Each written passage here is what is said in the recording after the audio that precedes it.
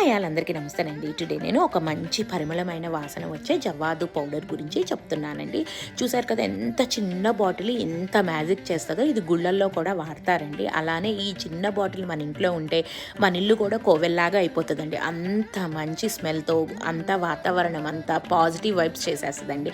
నేను దేవుడికి వాడే ప్రతి ఒక్క వస్తువులో ఇది వాడతాను. అక్షంతల్లో, పసుపు కుంకాల్లో, ఆయిల్లో కూడా కొంచెం వేస్తాను, ఒత్తులకు రాస్తాను. మనం కలసం వేసే వాటర్ పోస్తాం కదా, దాంట్లో చెంబులో కూడా నేను వేస్తాను అనమాట.